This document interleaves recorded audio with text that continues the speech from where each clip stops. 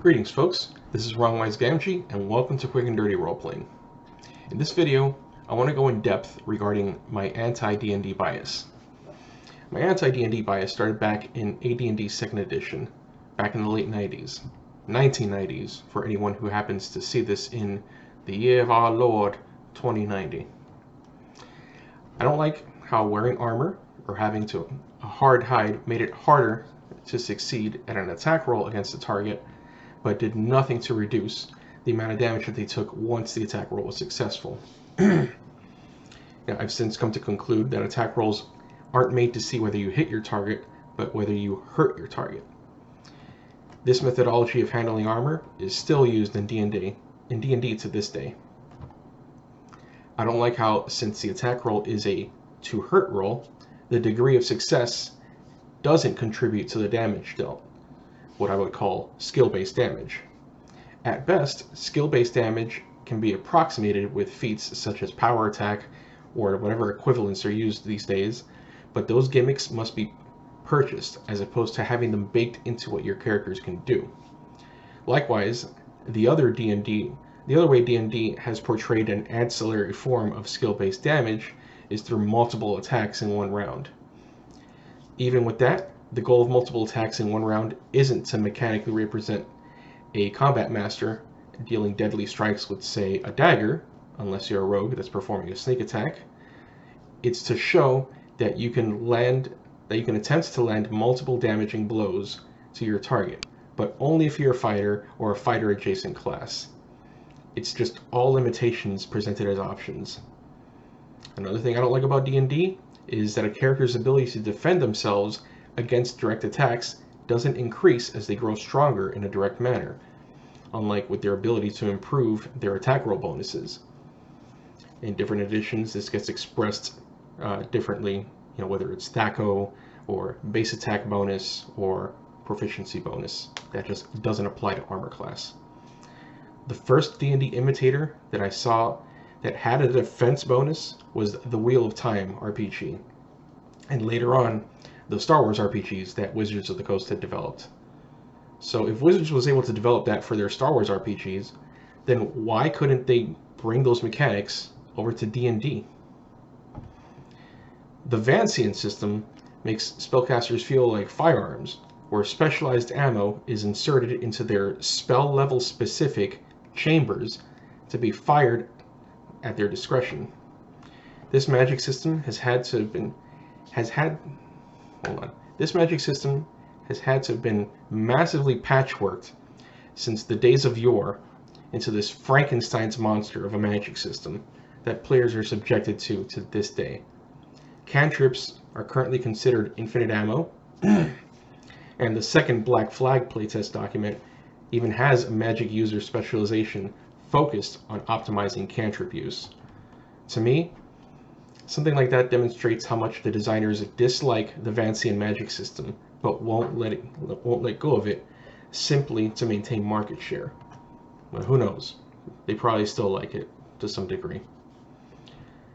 Later editions, starting with 4th edition D&D, have formalized rituals into their core rules in order to free up spell slots from being occupied by these very circumstantial spells.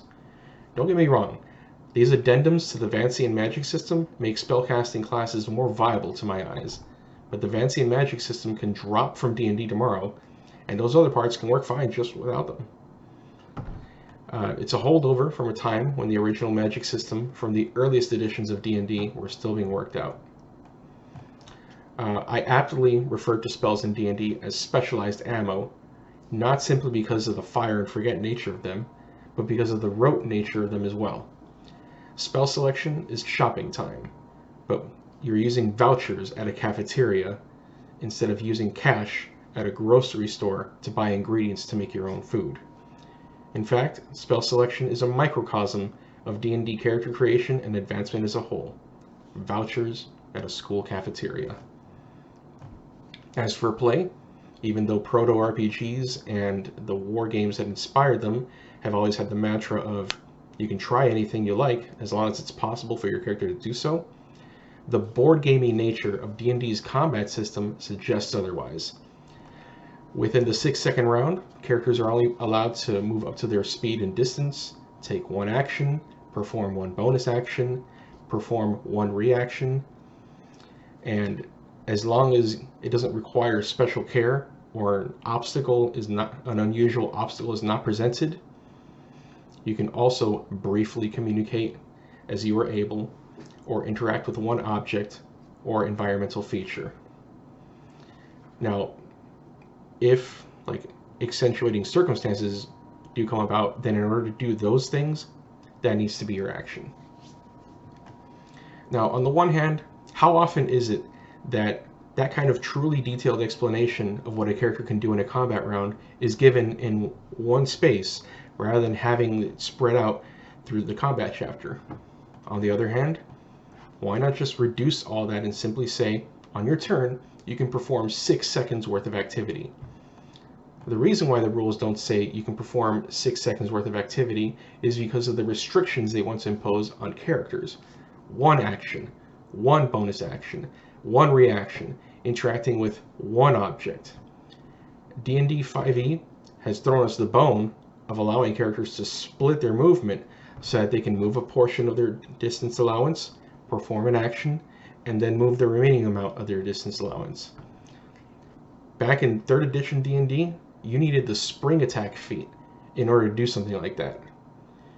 And even now, with Pathfinder 2nd edition, in order to raise your shield, in order to get its benefits, it costs an action. To then put in a feat, I don't know, I haven't read Pathfinder 2nd edition, so that maybe you can do it without an action. It's gamification for the sake of gamification, and for the sake of Wizards of the Coast and its previous owner TSR to sell you more merchandise. Formatting rules in this manner promotes a design paradigm that says, if the rules don't say you can do it, you can't. Which is a direct contradiction to the original mantra of, you can try anything you like as long as it's possible for your character to do so. It's a board game design paradigm. It limits the way that players interact with the game world, to that of a board game, during its most highlighted activity, combat. For GMs, this design paradigm discourages, and as a consequence atrophies, their ability to make rulings on the fly, as every legal move is spelled out for them, or they try to spell out every legal move. For example, unless a character has a gimmick that allows them to perform a specified number of additional attacks per round, that character cannot perform more than 1 attack on their turn. That's the if the rules don't say you can do it, you can't paradigm of D&D. Even the venerated old school editions, because if fighters gain multiple attacks per round, that means that anyone who doesn't have that gimmick can't do that in the first place. In a you can try anything you like as long as it's possible for your character to do so paradigm, a character will be able to perform multiple attacks per round, and a flexible and fair GM would probably rule that doing so imposes a hefty penalty on each attack, or perhaps on the character's armor class, since they're going all out on that enemy, or some combination of both. As much as I despise the truncated nature of this term, I have to say it. It's called using common sense. Through my 25 plus years of being involved in the TTRPG hobby, exploring a plethora of different games, at its best, a feature of some version of D&D has made me think, it's about time they caught up with modern game design. Even the vaunted advantage-disadvantage mechanic of 5e was something already integral into the roll and keep system used in earlier editions of Legend of the Five Rings and 7th Sea, yet it's D&D that gets the accolades for that.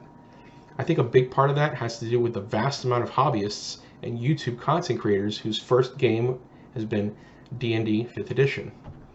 That makes me think that perhaps there should be some archive of game mechanics used in every tabletop RPG ever made, like a tabletop RPG game mechanic wiki. I'm fairly confident that such a thing exists on the internet already, and if you happen to know about it, show me the way. And I think that's all I can squeeze out of my brain at this moment in time regarding my anti D&D bias. If you like or dislike anything you've seen in this video, please give it a like or a dislike and leave a comment.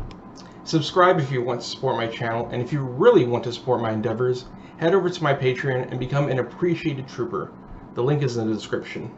Until then, folks, take care and play to find out what happens.